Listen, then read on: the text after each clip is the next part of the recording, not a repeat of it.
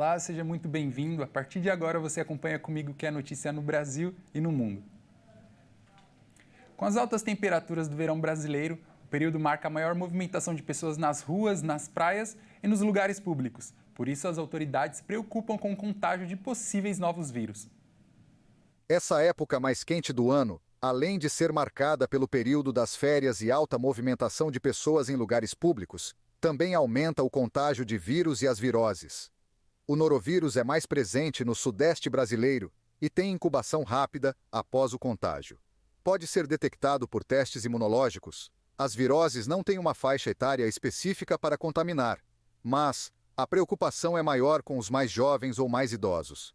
Além disso, pacientes que possuem algum tipo de imunossupressão também têm deficiência na imunidade.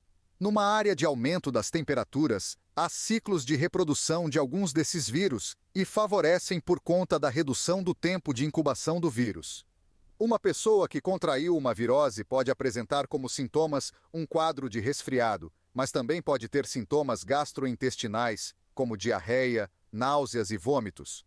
O tratamento é baseado em repouso e fortalecimento do corpo, para que o sistema imunológico seja capaz de eliminar o vírus mais rapidamente. As principais recomendações são manter-se bem hidratado, manter uma alimentação equilibrada e evitar atividades desgastantes. E para ficar livre da doença, deve-se evitar o contato com pessoas contaminadas e locais públicos muito cheios. Quase dobrou o número de carros elétricos e híbridos rodando pelas ruas brasileiras.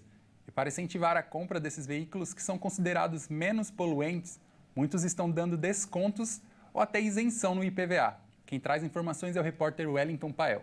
Pelo menos 14 estados brasileiros já têm algum tipo de política de isenção, benefício ou desconto para os condutores de carros elétricos ou híbridos na hora de pagar o IPVA, o Imposto sobre Propriedade de Veículos Automotores. Aqui em Mato Grosso do Sul, onde estamos, por exemplo, esses carros não são isentos, mas têm um desconto de 70% no valor do tributo. Já em estados como Alagoas, Amapá e Minas Gerais, há isenção de todo o valor, assim como no Distrito Federal. Vale lembrar que, por se tratar de um imposto estadual, cada unidade federativa tem uma regra para isso. Em alguns é o prazo de isenção, outros condicionam a fabricação do veículo no estado ou a modelos específicos. Em São Paulo, por exemplo, são isentos os movidos a hidrogênio e híbridos com motor elétrico que atendam a critérios determinados. A criação dessas medidas passa pela aprovação de leis estaduais e a implementação é através dos órgãos equivalentes às secretarias de Fazenda.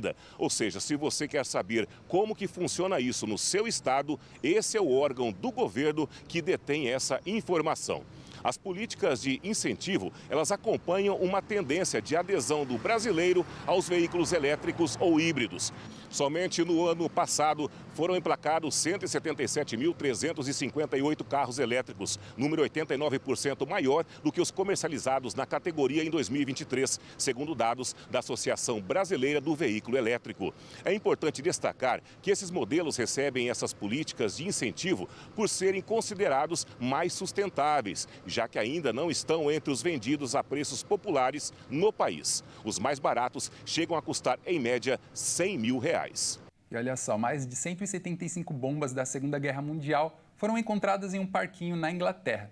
Os dispositivos foram achados por trabalhadores durante obras para a reforma do local. Vamos conferir. As bombas foram encontradas sob o solo de um parque infantil da cidade de Uller, no norte da Inglaterra. Durante as obras para reformar o parque Scott's Play Park, os trabalhadores responsáveis pela obra encontraram as bombas. As autoridades locais chamaram especialistas em desarmamento para auxiliar na remoção e quase 200 dispositivos foram identificados. De acordo com as informações dadas pelo político local, Mark Metter, a área onde hoje é o parque foi usada durante a Segunda Guerra Mundial para o treinamento da Guarda Nacional. Os dispositivos se tratam de bombas de treino, que não são explosivas, mas ainda apresentam riscos para a segurança local. O fusível e o conteúdo estavam intactos e o detonador e o enchimento de fumaça ainda podem ser perigosos. As autoridades ainda estão na busca de outras bombas pelo terreno e a previsão é que as obras voltem ao normal a partir de abril. O parque só será reaberto assim que todas as munições já tenham sido removidas do local. O calor intenso normalmente é um convite para quem gosta de um banho de mar, mas quem vai mais a fundo encontra um verdadeiro paraíso. São as trilhas submarinas da orla do Flamengo ao Leblon. A temporada de águas claras cariocas já começou e vai até abril.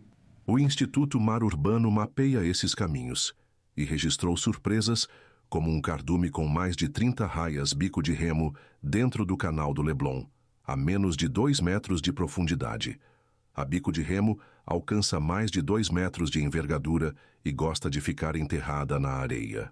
A chegada da água mais clara de sul começa em fevereiro e costuma seguir até abril.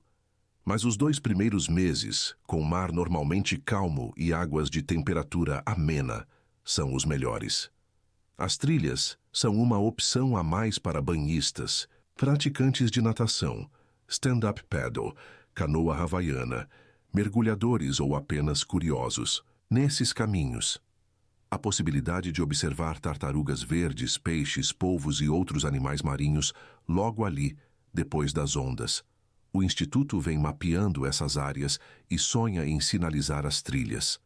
Elas, na verdade, são caminhos sob a água, que seguem junto às pedras submersas e costões. Quase todos começam na beira-mar, colados às pedras, e vão até cerca de 900 metros, com profundidade de 6 metros, nos pontos mais distantes. Esses lugares servem de refúgio para peixes, mexilhões, polvos, dentre muitos outros. Há trilhas nas praias do Flamengo, Vermelha, Leme, Copacabana na altura do Posto 6, Arpoador, Ipanema ao longo do emissário submarino e Leblon. O melhor lugar para ver tartarugas verdes é a Praia do Flamengo, que no ano passado teve 80% dos dias em condições de balneabilidade. É onde elas chegam mais perto da beira-mar, a cerca de 5 metros de distância da areia.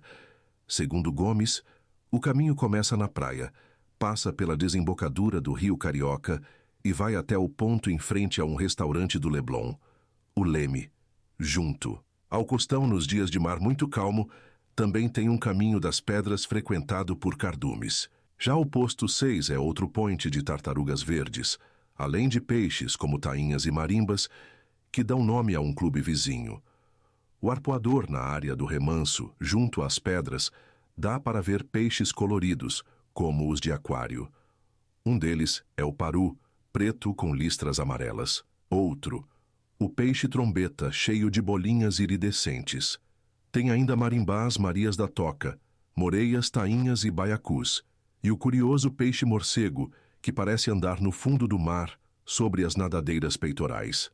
A iluminação noturna do Arpoador permite que se possa nadar e ver peixes mesmo à noite, quando algumas espécies são de observação mais fácil. Em Ipanema, o emissário submarino entre as ruas Teixeira de Melo e Farm de Amoedo funciona como uma espécie de recife, povoado por moluscos, crustáceos e que atrai peixes em busca de alimento. O emissário pode ser visto logo depois da areia, e não é preciso ir muito depois das ondas para observar bastante coisa, basta nadar ao longo da tubulação. A trilha do Leblon começa nas pedras do canto direito e segue até a entrada do canal. A interrupção do lançamento de esgoto mudou completamente o cenário. A fauna marinha passou a se aproximar, inclusive animais mais difíceis de avistar, como as raias bico de remo. Esse verão quentíssimo é uma oportunidade para tirar o atraso e descobrir que as praias têm bem mais do que alívio do calor para oferecer. Bom, essa edição fica por aqui. Muito obrigado pela sua companhia. Um ótimo dia a você. Até mais.